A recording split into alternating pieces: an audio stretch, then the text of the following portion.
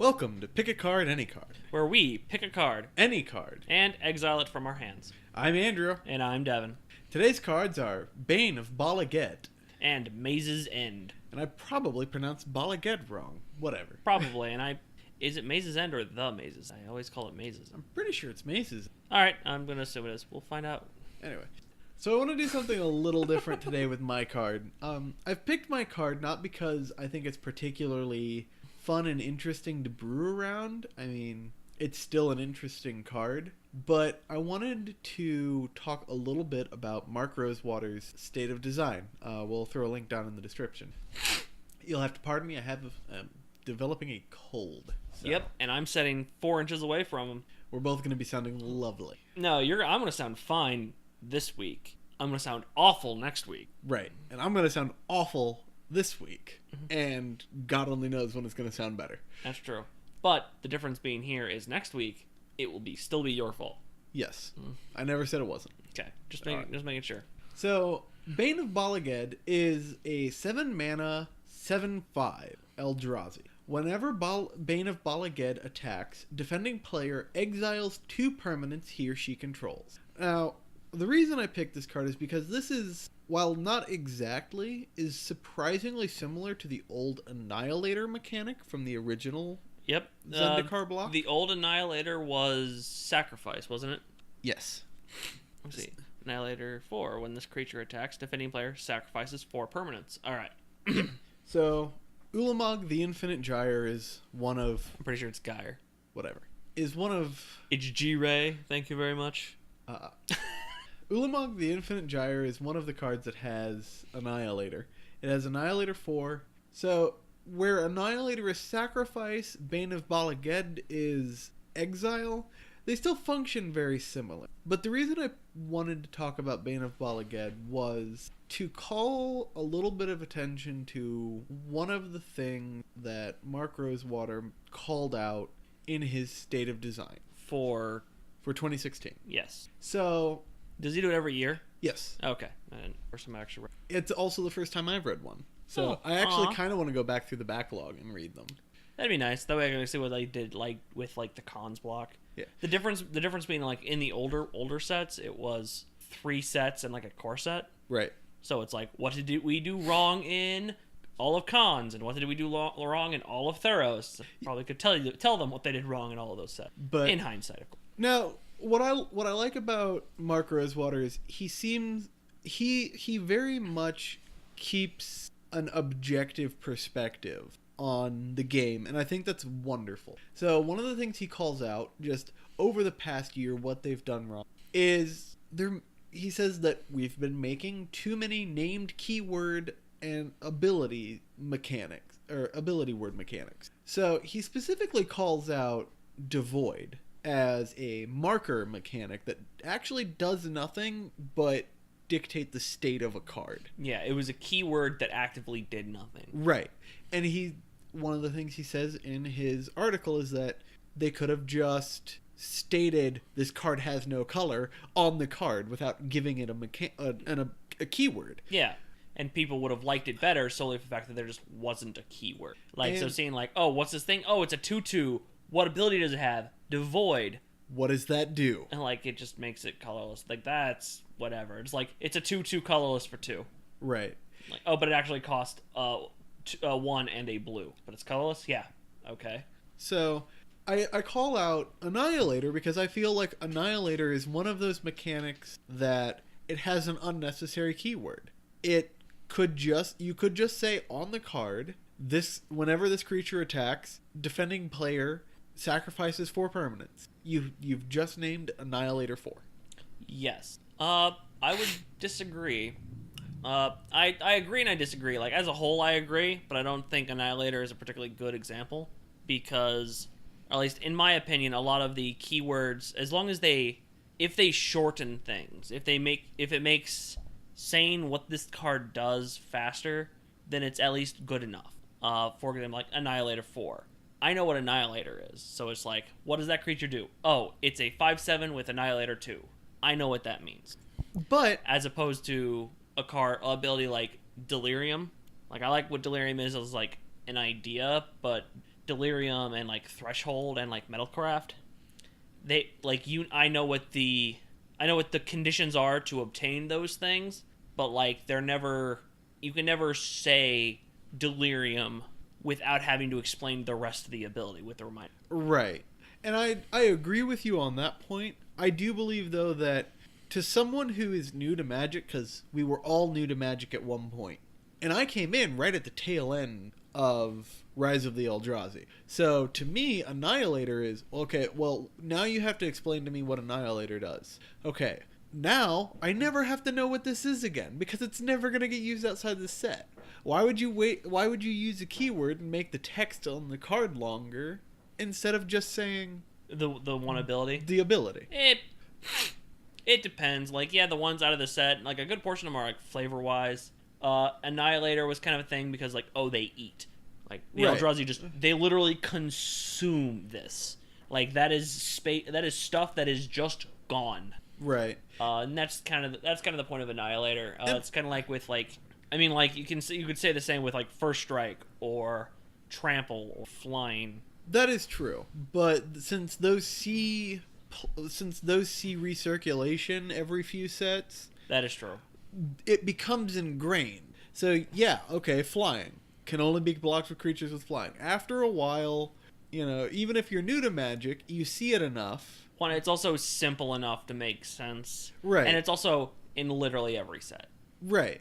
Like flying is everywhere, First Strike is everywhere, Trample everywhere, Death Touch not as common, but still pretty much everywhere. So you have a few with reminder text, and I'm not even saying that I disagree entirely that Annihilator was a bad keyword or didn't need a keyword. I just call it out specifically because you think it's a good example. It's a good example. We're recording this on the day of the PAX East. Kaladesh has had some spoilers come about today. We're right on the cusp of spoiler season for Kaladesh, so expect another one of those videos in about a week or two. Yep. But we've already seen what you talked about, where specifically Metalcraft. There is now in Kaladesh a legendary land that has Metalcraft without the keyword. Now, because Kaladesh was made like a year and a half ago, I don't think that all of Mark Rosewater's comment about too many keywords is going to come into play, because we've already seen a few examples of keyworded abilities that are probably never going to see play again. Yeah. But I think that Kaladesh is going to be the start of slowly drawing back on keyword and ability word text that doesn't necessarily need to be. Yeah, and like the biggest ones I refer to, like they're also like they're marker ones, like Delirium. Yeah, like Delirium doesn't do anything. Delirium is a condition to do something. Yeah, it marks a state of the card. Yes. Spell Mastery doesn't do anything. It marks the state of the card. Yeah, and like that's like, and essentially like literally every single card with Delirium or Spell Mastery can be printed exactly the same way, just with Spell Mastery removed. Yes. Like, just literally that, and it, like, because it doesn't need reminder text, because the ability always has it. Right. Spell Mastery, if you have 2 or more cards in your graveyard, this does this much. Like, instead, it's like, there's no reason to put the word Spell Mastery there. And as far as I'm concerned, it is taking up room on a card that could be better spent on flavor text. And yes. I am a big fan of flavor text. Yes. If you can cut whole sentences or words out of it and make room for flavor text, oh, please do. Oh, yes. One thing that I've heard, and I like this idea, is instead of having... I'm going to go with Delirium, because it's just the one that makes sense to me. It's the easiest one to describe. For example, with Delirium, the whole idea is, like, when you have 4 or... like multiple types of cards in your graveyard, is like you've seen some shit. Right. Like you've seen stuff go down, you've seen death and destruction. You're going a little crazy. Right. Instead of having the keyword be Delirium, have that same like idea of just like having 4 or more card types in your graveyard, display it somewhere else on the card, particularly in the name. So instead of having like just a 1/1 human named Super Randy, the names, who has Delirium, this guy gets +2/+2, you would have Delirious Randy. And just like the names, like the common theme in the names or the flavor text is delirium, so people would naturally call it delirium. And you sort of see this a little bit with cards like Grimflayer. It's in the name. This is not a particularly sane dude. Yeah, he is very grim. He has seen some shit, as you say. Oh, that's because he is the shit. That too. Like, well, everything he's seen, he's done. I assume that he didn't just start doing this. I assume that at some point in his past, he saw some shit, and then he went crazy, and then he started doing what he does. I don't think so. Have you seen his art? Yes. Do you know what his coat is made out of? Isn't it? What is it? Hands. Gloves. They're either hands or gloves. I couldn't quite tell, but they're all like, I'm gonna say gloves of the gloves that he ripped off of his victims, and he just stapled them to the rest of his coat. Still, he didn't grow up like as a child saying, "Oh, I want to cut people's hands off and staple them to my cloak. I want to grow up to be a crazy." No, at some point something affected his mind. That is true. Maybe he could have been born that way. He could have been just born bad, man. You don't know him.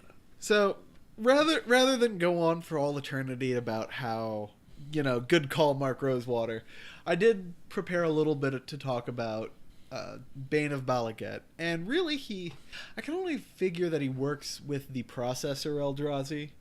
There are a couple specifically that I think work incredibly well with him. Yeah. Void Attendant, 3 mana for a 2/3. It has Devoid. Really, it's just colorless. It's 2 generic and a green. You can pay 1 generic and a green, put a card an opponent owns from exile into that player's graveyard, which we could call processing. Yeah, that's what people would do. That was a keyword that needed. No, I don't think we needed a keyword for that. Because we didn't, but it could have been a word. It could have been a process. To your point, it shares a common theme. They're all processors that have this ability. That is true, and that is why everyone calls it processing. Exactly. That is a perfect example. Thank you. You're very welcome. Like everyone, it's not a keyword that we needed because we all call it processing because of that. Right. So, thank you. You pay 2, you process a card, you put a 1/1 colorless Eldrazi Scion creature token onto the battlefield. It has sacrifice this creature, add 1 colorless mana to your mana pool. Yep. With Bane of Bala, you're exiling 2 every time you attack. So basically every turn, you can process twice and get 2 Eldrazi. Yep. And that just really helps you ramp mana. As far as I'm concerned, just... Well, if you already have a 7-drop? Yeah. So, if you already have 7 mana, I don't think you're particularly worried about ramping anymore. That's true. Especially if you're exiling 2 of your opponent's permanents every turn. Which, lands are permanents. Yep. You can just keep turning your opponent's lands into mana for you. One of my favorites is Oracle of Dust. 5 mana, 4 generic and a blue for a 3/5 colorless creature. Pay 2, process a card, draw a card, then discard a card.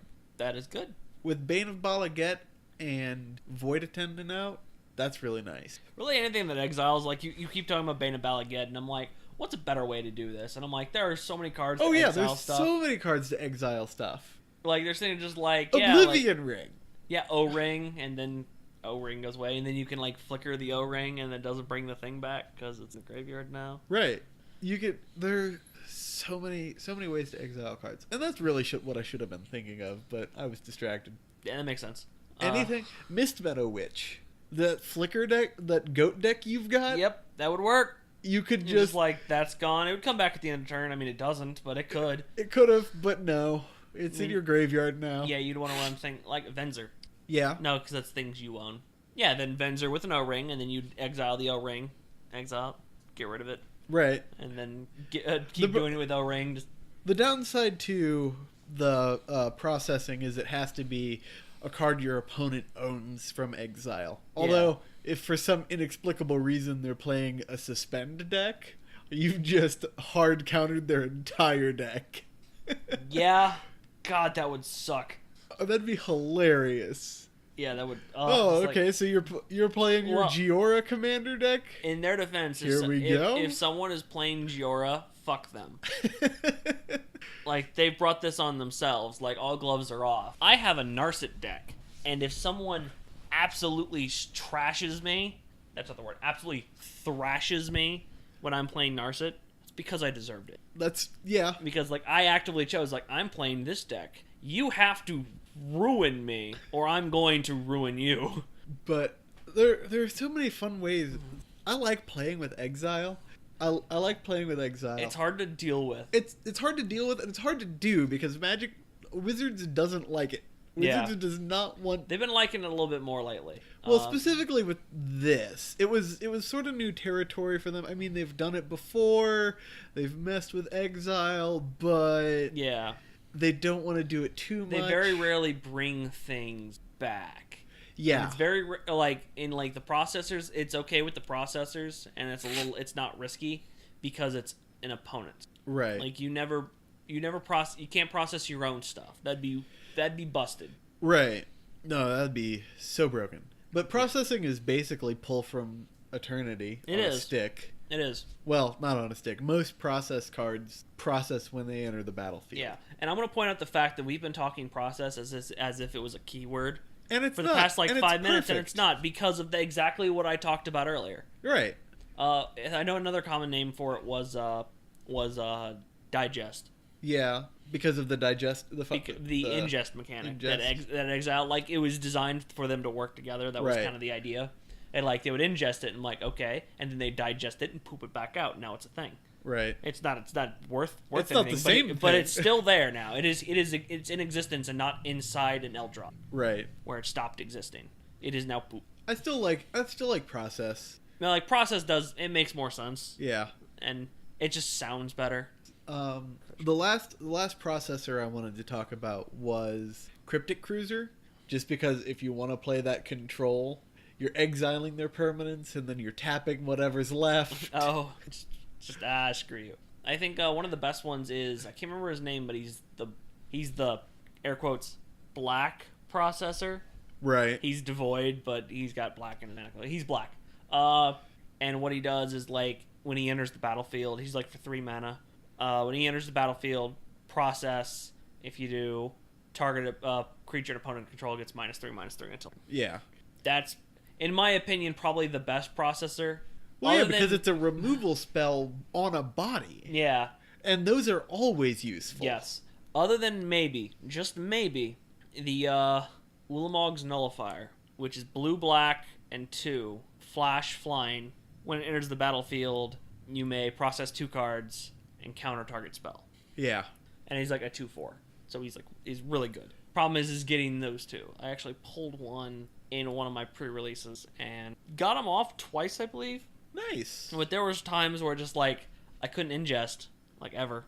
Like the reason I could ingest I couldn't the reason I could like get him unprocessed was because I like turned to that 1/2 ingest flyer. Right. And just like swing in for 2 and my opponent's like I don't Yeah, care. no, I feel like processing is incredibly hard to do in a pre-release in a limited format if you just don't get any enablers. Yeah, but if you did, like that was one of the reasons I really liked was it Oath of Gatewatch that I think it was Battle for Zendikar. Battle for Zendikar had them. That was one of the reasons why I liked Battle for Zendikar and Oath of Gatewatch draft is because the ingest made it different. Right. Like the meta was about like there was like all right, you're going allies, you're going blue-white like lifelink vampire things, or you're going Eldrazi. Yeah, you're going Eldrazi. If you pulled like a big Eldrazi, you're going expensive Eldrazi. And like there was a lot of things, and like there was the like blue-black ingest deck, and it was like it ran some blue-black flyers, right? Processors, ingest, and like a couple cards that just exiled things. Yeah, I personally have a red-black Eldrazi deck that. It doesn't deal with processing, but even unless it stumbles on mana, it is nasty. Eldrazi just were good. They are. There's a reason why they had to ban Eye of Ugin or stop having Modern be a thing. Or both.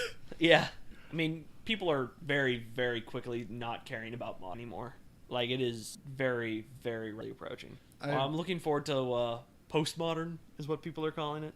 They've announced that they're introducing a new format that's going to replace Modern, and we don't know what it is. We don't know what it is. We all highly suspect that they're not replacing it with a new format. They're bringing back an old format. Some people are thinking that. Some people are thinking that they are actually going to create postmodern, and it's going to be, it's either gonna be like or not. It's gonna be some point on, like much like modern was, except they're gonna pick a different set to get rid of like time spiral cards.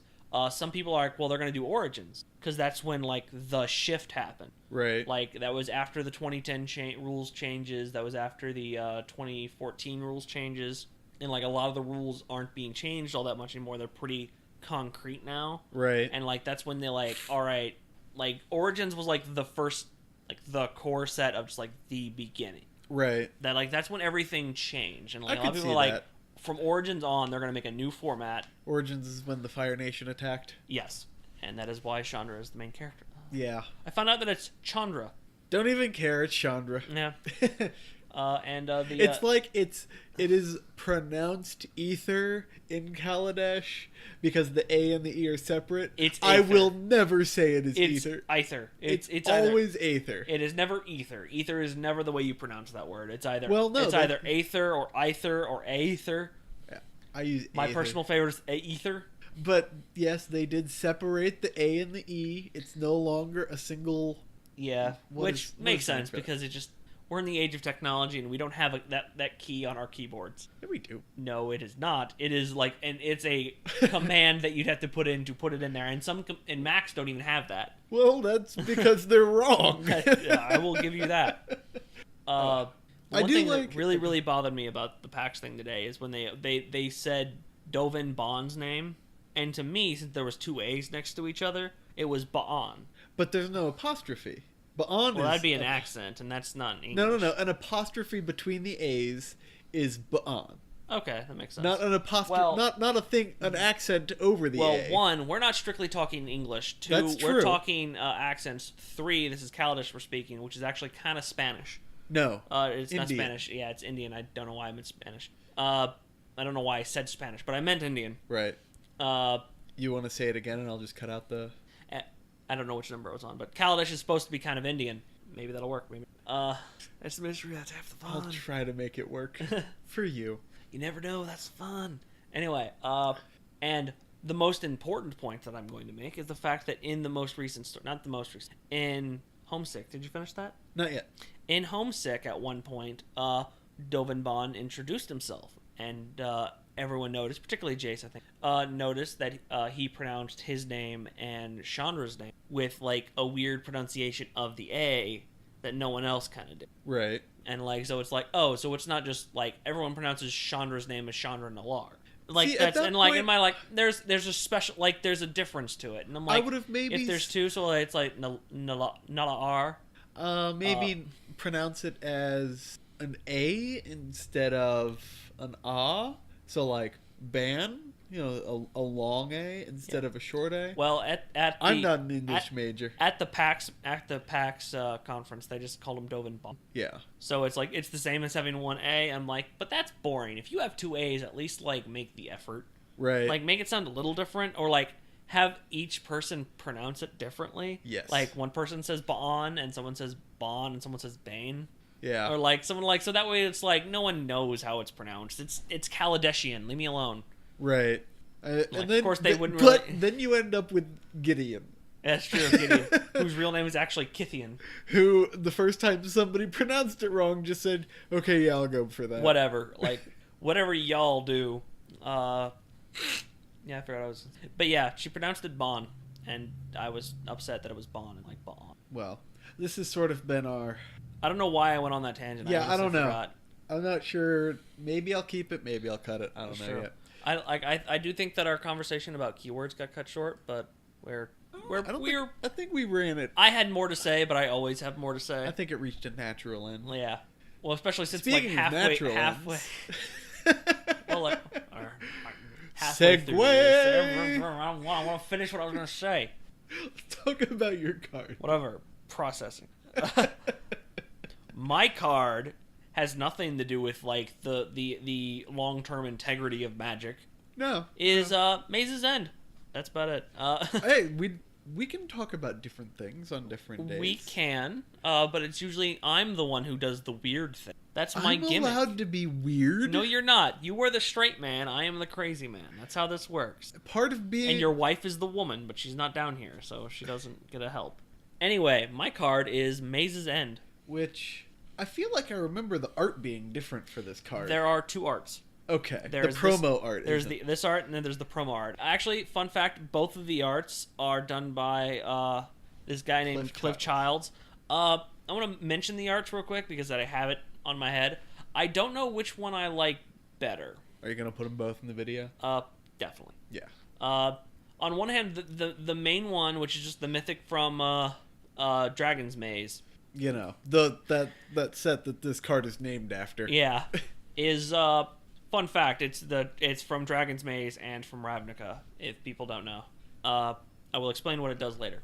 But the art for this one just kind of has that generic... It has the center of town, like, just on it. It's just, like, a straight shot at it. Right. And it's hard to, like, see it. It's hard... It's... One thing I don't like... I'm trying to put it into words exactly what my feelings about this art is. The art itself looks nice, but, like, I want to see it from the inside. Like, yeah. It's not particularly special from the outside. It's like... It's pretty, and, like, any city would love to have this monument in their city. But I don't particularly care to look at it from the outside. I want to see what's on the inside. I want to see how it looks on the inside. Yeah. And the other art is even worse on that fact, due to the fact it zooms it out, and you can see, like, part of the town. Right. And you can see this same structure. Right. From, like, somewhere else. The one thing I do like about the other art is the fact that, one, you see more of the town. And two, the sun. It's either the sun or it's just, like, some super light beam. It's the supreme verdict. It may be. We don't know. I'm pretty sure, because in the story... Well, the supreme verdict never happened. That's true. So it's not... It could be the arbiter, which I will get into when I get into the plot of this card. But there's a big ball of something that could just be the sun. Right. And just lined up that way. Or it could be, like, some magical force. And that I like because the sun is, like, is almost directly in the center. It's slightly off kilter. Right. So it makes me think, like, it's the sun. It was directly in the center. Then it was magic. And if it was magic, it would be in the center. Anyway, Maze's End. It is a land. It's not even legendary. What's up with that? I know, right?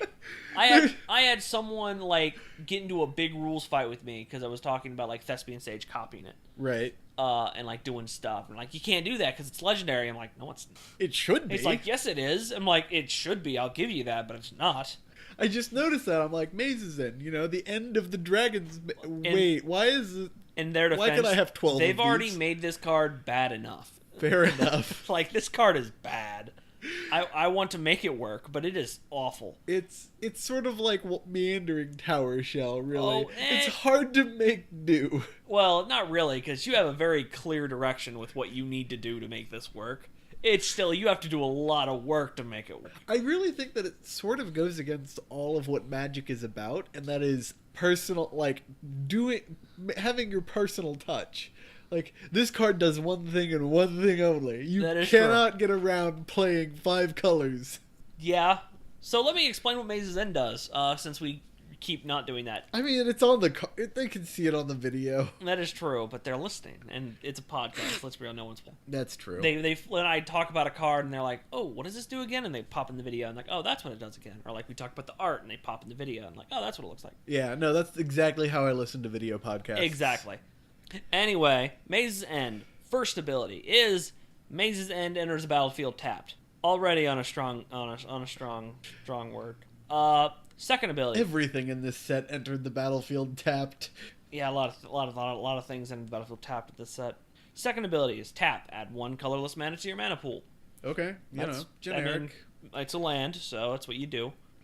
Third ability, and the most important ability, is pay 3, tap. Return Maze's End to its owner's hand, search your library for a gate card, put it onto the battlefield, then shuffle your library.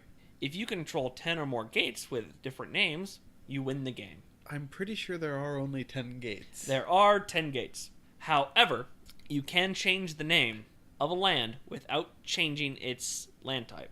That is true. It is, like, I think it's a card in, like, beta or something like that. Like, it is possible, but it's, like, expensive and not even good. It's like it's not worth So it. what you're saying is it's a perfect fit for this deck. That is true. Like, even then, it is bad enough that you don't put it in this deck. There are much, much better ways to do it. So, all these gate cards that you have to go find 10 of, the gate cards are all other lands. They are, for example, Azorius Guild Gate. They are guild gates of each of the 10 guilds from Ravnica, which is a different combination of 2 colors. Yeah, They have every combination. All combinations of 2 colors. Yep. And there's each one. Every single gate enters the battlefield tapped. Of course it does. And tap, add 1 of 2 colors, depending on the guild. And so Azorius Guild Gate, Azorius is the blue-white guild. They add blue or white to your mana pool. So I personally hate guild gates. I hate them. I hate them very much. For a stupid reason. No. It's a very good reason. No, it's a stupid reason. I don't blame you for having this reason, but it's still a dumb reason. I think it's a perfectly legitimate reason. As you know, there are other cards that are essentially the same as guild gates. They come into play tapped. They tap for either or color. That's it. However, those cards are uncommon. The gates are common. And they replaced all the lands in all of the Dragon's packs with And guild that gates. I was so upset with that. Because you got... You had so many, and they're so worthless. In their defense, like, I kind of like that. I like the idea of... I would rather have it take up the slot of a common. That's fair. But, like, I like how they have essentially just... They are adequate dual lands at common for people who need They're dual bad lands. dual lands at common. Yes. But I would play the shit out of Azorius Guild Gate when I first started playing Magic. That's fair. Back before I actually spent money on cards. Just Someone be like, I have guild gates. I'm like, you gonna use them guild gates? It's like, no, here. no, I have take like them. 37,000 of them. Here, have 12. My deck is now like way better now because it has guild gates, which didn't say anything to my decks back in the day, but everyone else's decks sucked too, so leave me alone. Anyway, so yeah, those are guild gates. Tap for mana of any color. So if you're running Maze's End deck and you have all the guild gates, guess what? You're running 5 colors. So... And they all enter tapped. We can make this a little better. We can do it. However, it's problematic. So, Amulet of Vigor. Great card. Fantastic card. Almost required for this deck. 1 mana for an artifact. Whenever a permanent enters the battlefield tapped and under your control, untap it. You know what? That's great. Here's the problem with this deck. It's a turn 2 play. Yeah, because all your land enter tapped. Well, the good news is if you have another 1-drop, you all right, turn 1, play a land, enters tapped. Turn 2, tap the land, play Amulet, play another land untapped. Tap it, play another Vigor, Amulet. Yeah, that's... I'm actually working on a Maze's End EDH deck. I first tried to make it budget. I'm sorry. It's actually not that bad. Well, the one I made, I was trying to go for budget, so it had to be under $50. Okay. That was awful. I can imagine. Absolute garbage.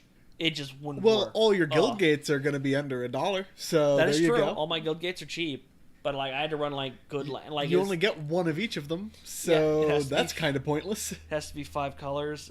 You have to get things so that way if they either exile or destroy a land, you can do something about that. So it's really hard, but Amulet of Vigor is required because you just have so many lands entering the battlefield tapped. Yeah, and in an EDH deck, that's not going to work because that's a 1 of 100. Yeah.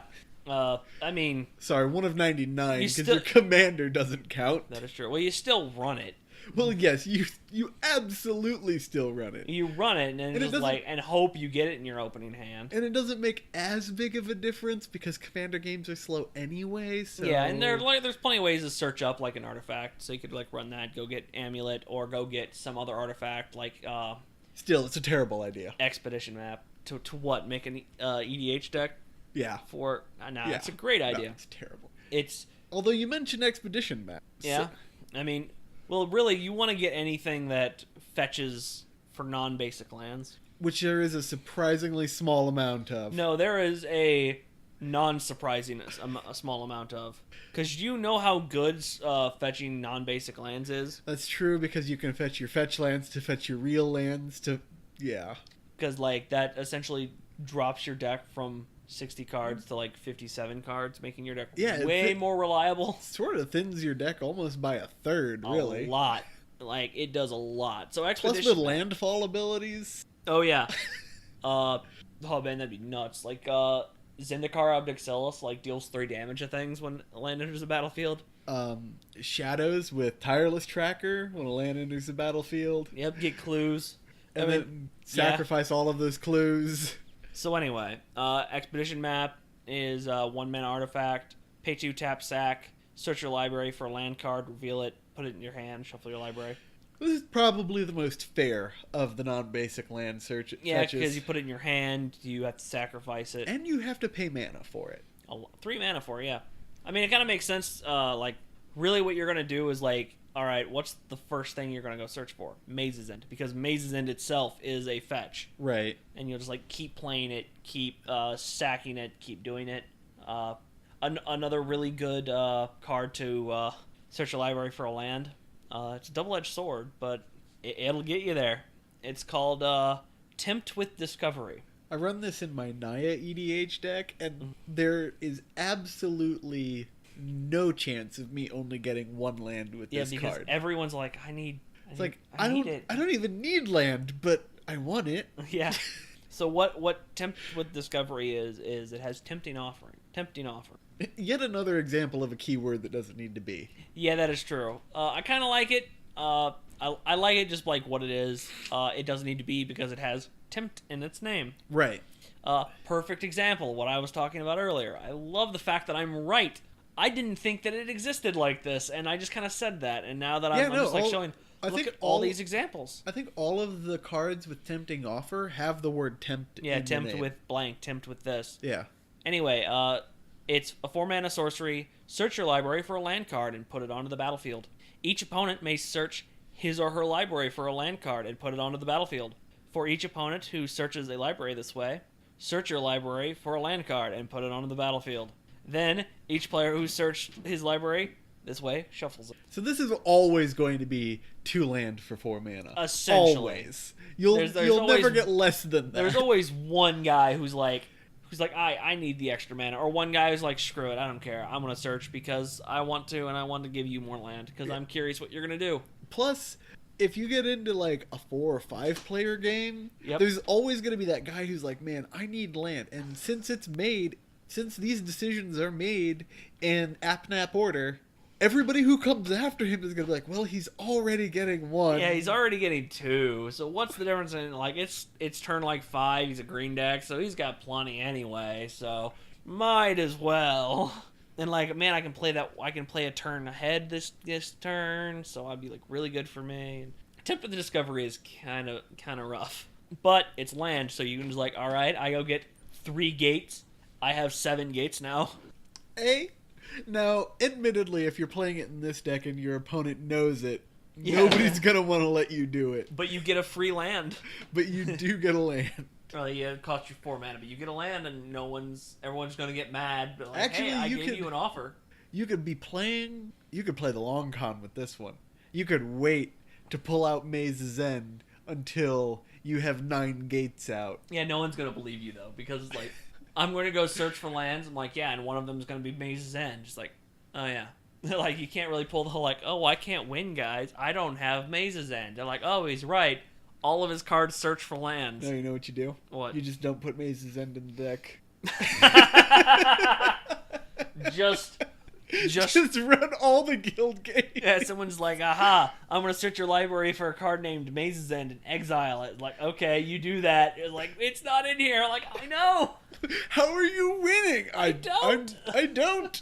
I just wait for you all to deck yourselves. Actually, I wrote in a couple ways to win. Good. My personal favorite is the best way to win in any 5-color deck. The best way to win in any 5-color deck is Door to Nothingness. And it's 5 mana for an artifact. Enters the battlefield tapped. Pay 10 mana, 2 of each color. Tap. Sacrifice Door to Nothingness. Target player loses the game. Yep. Please tell me you have Graveyard Recursion. No. Actually, so you just... I do, but I'm said I'm building it, so I may not have it. I'm like, Door to Nothingness is just in there because it's a 5-color deck. And like, because at some point you want someone to lose. I got it off once, and it was a guy who told me that I couldn't do it. And I'm like, oh yeah, Door to Nothingness, and I had Voltaic Key for whatever reason. It wasn't this deck. It was another 5-color deck. It was my Your Planeswalker my deck? Planeswalker deck. That deck is ridiculous. Oh no, it wasn't that. I had Tezzeret who would untap it. Oh, okay. So I didn't tap. Used Tezzeret, untap it. Cool. Tapped all my mana. Made a guy lose the game. And just like, and he was so mad because he's like, I have 1 billion goblins and like they have flying and I can like burn stuff. I'll burn all your creatures at instant speed. So what are you gonna do to me? And I'm like, lol. Actually, quick sidebar. Your Planeswalker deck is gonna get so much better when Kaladesh drops. Yeah, problem with that. My Planeswalker deck is being dismantled. Oh. It's being dismantled and it's removing the black and the red and getting that shit out of here.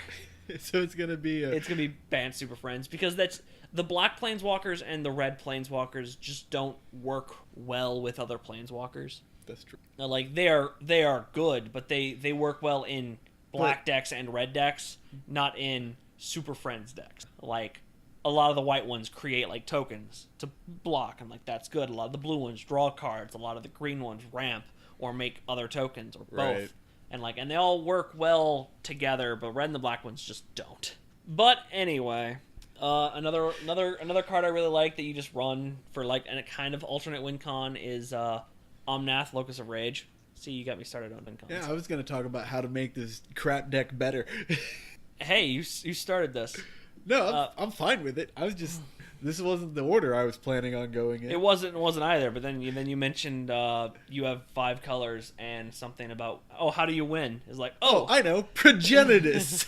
Progenitus could work too if you want Progenitus as your commander. Problem is he's like $40. Whatever. And like Child of Alara is like only 6. I want them to just make another 5-color commander. No, that's fine. We'll reprint Progenitus. It'll be fine. I mean, that won't break anything. Well, Progenitus is not standard, very good. That's what we need. Because you can't do anything with Progenitus. You can swing Progenitus, but it's got protection from everything. Exactly. Know what that means? You can't target him. That's fine. With anything. That's you just fine. swing a 12/12. That's all you need. For 10 mana? That's all you need. And you can't, like, cheat him out, like, with anything? Yeah, you can. It's really hard. No, it's not. 4 mana, Quicksilver Amulet. Done. 8 mana, because you have to pay 4 to play it, and then 4 mana. Okay, so you play it, and then turn 5, you put him out. That is true. Shut up. Turn 5 Progenitus. Counterspell. Now no, because it's just put on the battlefield. Never mind. Yeah. All right, fine. I guess that works. Coming Anyway. up next, Progenitus. And we could do that any week. Any single week. Except this week. Except because this this week's colorless. Anyway, so like another fun win con would be Omnath, Logos of Rage. It's just a legendary creature. The strictly worse Omnath. I wouldn't say strictly worse. It's a very different Omnath. Yeah. They do different things. I like Omnath Locus of Mana just because he's awesome. He is awesome. He is really good. But like this one is very different. Honestly, like, this one is more of a win condition than Locus of Mana. Yeah, Locus of Mana is like a combo. Is like, I just have a short load of mana. Right. As opposed to this one is like, this one does stuff. I like doing fun things with bad cards. That's sort of why I wanted to start this podcast. Yeah, you could just run both. Yeah, no, but like this one, you're in 5 colors. It no longer matters. Yeah, like so this one, like it has landfall, another ability that we would mention earlier that it has the word and then just tells you what it does. Yeah. Landfall.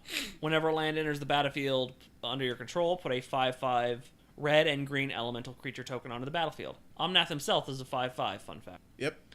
When Omnath, Locus of Rage, or another elemental you control dies, Omnath deals 3 damage to target creature or player. So, I love how we're in the colorless portion of the color pie and talking about 5-color cards. Cracks me up. It makes me feel good, too. I mean, we're talking about land here. Yeah. Anyway, so, like, he's really good because landfall. Right. Which transitions to what you wanted to talk about earlier. You know, how to actually make this deck better. How to make this another way to make this deck way better. So other than searching for lands. Let's play more than one land a turn, you know? Expedition Map and Sylvan Scrying put those non-basics into your hand, but you've already played your land for the turn. So, Azusa, Lost But Seeking. 3 mana for a legendary creature, Human Monk. You may play 2 additional lands on each of your turns. Yep. Because Rites of Flourishing isn't good enough. Yep. I completely forgot about Rites of Flourishing. Yeah, no, I totally put that in here. Well, like, I didn't want to put all of them because there's 8 Yeah, there's a lot that lets you play There's extra. there's Azusa, there's Exploration, there's Explore, there's Summer Bloom, there's Rites of Flourishing, Corsair Crew Fix. These are all the ones that are coming off the top of my head. Gaia's Cradle. That's not Gaia's So Cradle. here's what I It's want to Gaia's say. something else. I would put Rites of Flourishing in over Explore because Rites of Flourishing is a repeatable Explore. Yes and no.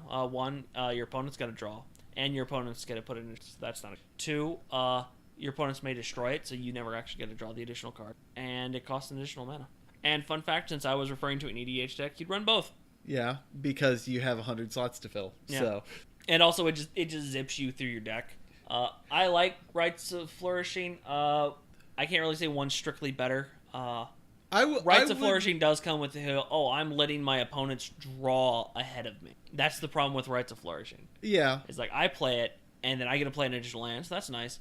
But now all of my opponents get to draw and play additional land. It's less dangerous in a non-commander constructed format where your opponents might not be expecting you to drop a Rites of Flourishing and not be prepared to destroy it. Yeah. And they're... Even then, your opponent won't destroy it until after they've reaped this. Right. They're like, all right, my turn. Draw my card, play my 2 lands, destroy the Rites. Right. You've played an additional land, but so have I, so we're equal, and I've drawn a card. I've gained card advantage. Yeah. As opposed Admittedly, to... you used that card advantage to blow up my thing, but that's okay. Yeah. You basically break even. No, because you're down a card. I'm up a card. And then down a card. Then I'm down a card. Yeah, so it's net. But I've also we played additional lands. So yeah. So we each got an additional land. So it balances roughly balances itself. It breaks itself even, yeah. Unless you're playing multiplayer and like 2 people get to draw cards and the right, second and person then the third destroys guy's like, no. Yeah, get out of here. It's like, no. But yeah, like I'm not saying like one is not strictly better. There's places for both. Explore is safer. Explore does not have I just like being able to explore every turn. And I don't blame you. Then why don't you just run Exploration? Well, because I like Rites of Flourish. Yeah, but Exploration is kind of strictly better. Exploration, it's like $11, so it's kind of worth it. But Exploration is, didn't pull it up? I'm so disappointed in you. Exploration, I think, is a 2-mana enchantment that just says you can play an additional land each turn. It's 1 mana. It is a 1-mana enchantment. Yeah, it's getting reprinted in Conspiracy. It is. Which is going to drop that price. Well, it got reprinted. Conspiracies. That is impressive. No, that's the original Conspiracy. Oh, it is, yeah. So it got reprinted in that. Explains why it's only $11, not like $50. Right, no. I definitely need to buy a copy of that. I really do think that them reprinting things in Conspiracy sets and that help. Yeah. I like it because it drives the price of those cards down. It does, and it lets people just play them. Yes. Because, like, I pulled an Exploration. I'm like, I don't own a deck that runs Exploration because, well, I'm about to this deck. But I don't want to run Exploration because it's just kind of too good. Like, I don't want to be that guy. Like, I don't want to be the guy who's playing, like, Demonic Tutor. Turn 1, Exploration, 2nd mana. 2nd mana, tap it, Amulet of Vigor. And then all the fetch lands. Yeah. Turn. No, what you do is you turn. No, wait, that wouldn't work. And then like you do what I just said, and then turn 2, like tap 1 of the mana, play like one of those bounce lands. Right. And tap for 2. Tap it for 2. Play that land again. No, the bounce lands come into play tap, so you have to have the Amulet of Vigor out. That's what I said. So turn 1, you would Exploration, land, Amulet of Vigor. Turn 2, yes. Tap a land, play the bounce land, bounce 1 land, play it again. So you have floating mana. 1, Plus, 2, 3, 4. So you have 5 mana total. Right. Play Azusa. Play another bounce land. Play another bounce land. Bounce the first bounce land. Play it again. Tap them both for mana. Just keep bouncing them for 2 mana each. Yeah. That could get nuts. Maybe there's a reason why Azusa is almost like $30. Yeah. Playing additional lands is gross. Exactly. Which is why you have to do it in a deck like this, because it sucks. Because everyone's like, he's playing a lot of lands, but he's playing a lot of bad lands. Well, not bad lands, but bad space lands. Because bad lands is a good land. Right. I mean, I run Rites of Flourishing in a deck where I'm only playing basic lands. That's because that's Rites of Flourishing. Like, you put Rites of Flourishing in any green commander deck because it's just it's a multiplayer card. Like, everybody gets to draw cards. Everybody gets to play lands. But most importantly, me. Right. And nobody get mad at you. But yeah, Exploration. I need to make some changes to that deck. I've got some in mind. It's going to be great. Yeah. because now that I have some, If memory serves, you were playing a couple of really bad cards. I'm playing a lot of really bad cards, and it's great. Sorry, let me phrase it. A lot of really bad cards that don't make sense in what's his name? Malira? Malira. It's not Malira. What's your commander's deck name? This isn't the commander deck. Oh, you're talking about Malira. Oh, I thought you were talking about the commander deck. Oh, I'm glad to hear that. Okay. No, the commander deck is largely the commander deck that I bought with some changes. Oh, okay. Like I remember, like when you played some cards. I'm like, that shouldn't be in that deck. I can't remember what they were though. I just remember thinking that at some. But yeah, there's a whole bunch of cards. Scape Shift, like that's a win con there. Like so, yeah, Scape Shift wins. Mm-hmm. You know what's fun about Scape Shift? What? It's only 4 mana. If you have 5 of your lands out, you sacrifice those 5 lands. So you sacrifice 5 guild gates. Mm-hmm. You go get the other 5, and then you play Splendid Reclamation. Yep. And bring back the 5 you sacrificed. Yep. Tap them, use Base's End, win the game. Yep. Mm-hmm. Now, Splendid Reclamation returns them tapped, but you've got Amulet of Vigor, which does not care. Assuming you have Amulet of Vigor. I mean... Fun fact, you could also, instead of Splendid Reclamation, you could also run Crucible of Worlds, which I think $70, so I'm not running that. Right around 60, I think, last I checked. It's still nuts. Well, yeah, it lets you play land from the graveyard. Yeah. I mean, that was what I needed to make the Gitrog deck work, and then they printed Splendid Reclamation. Probably for this exact reason, because like everyone wants they want a Crucible of Worlds that isn't Crucible of Worlds. I would be fine with having a reprint of Crucible of Worlds. Let's have Crucible of Worlds in Kaladesh. No, because I don't think Crucible of Worlds is modern legal, and if they reprint it, it will be. No, I think it is. It was Mirrodin. Was it? Yeah. Oh, maybe it's banned. Pull it up. I'm curious. Crucible of Worlds is a really, really good card, and no one likes it. Crucible. It's not that nobody likes it. It was 10th edition, so it's not Mirrodin. But not Mirrodin. It was printed in the Mirrodin block, but not. It is legal and everything. Well, I'll be damned. It's still really, really expensive, so it's practically... Yeah, it's really expensive, and nobody plays it. People play it all the time because it's really good, and it's also really rare. Nobody see it ever. That's because it's expensive, and you don't play with the type of people who play Crucible of Worlds. I'm the type of people who play Crucible of Worlds. Do you own Crucible of Worlds? No. That's why. I would. Exactly. And everyone else you play with has that same thought of like, I would play it if I had a copy, but I don't, and I'm not spending $60 to get one. Maybe someday. Like, I think I know a guy, and I've played games with people who have it. Like, it is like a bunch of decks. Actually, I know a guy who has it, and I could get it if I wanted it. Well, yeah, I could buy it offline for $60 if I wanted I could it simply enough. trade a Scalding Tarn. How much is Scalding Tarn? Like 7. So I could get Crucible of Worlds Plus. Okay. Well, And nonetheless, he's actually offered me that trade You are before. trading a $70 card for a $60 card. Yeah. You still have money He would.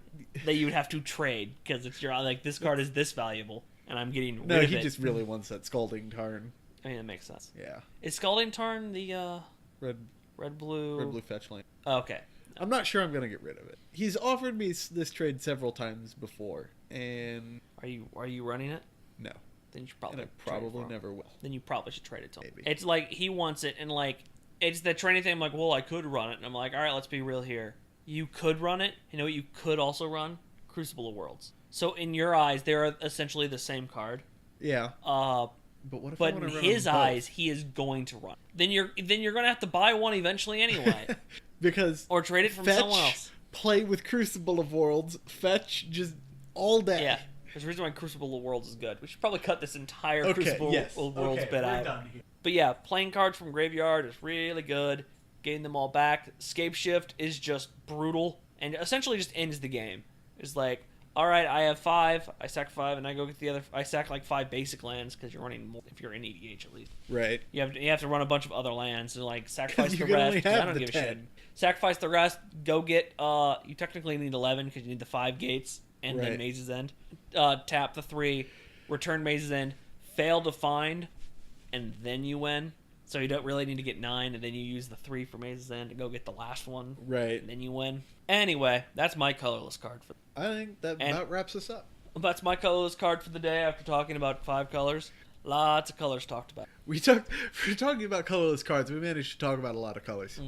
particularly me, due to the fact that you talked about colorless cards and then, or your colorless card, and then talked about more devoid cards, which are Right. technically colorless. Yeah. And then I talked about a colorless card, and then talked about all the colors. Right. So we kind of did the exact opposite, or at least I did, and we did the exact opposite of what the other did. Thank you for listening to Pick a Card, Any Card. If you have any questions, comments, concerns, or card suggestions, you can email us at pacac.cast@gmail.com. or you can leave them in the comments below. Thank you. Hey, did you know we actually got a comment the other day? What? We have a comment on one of our videos.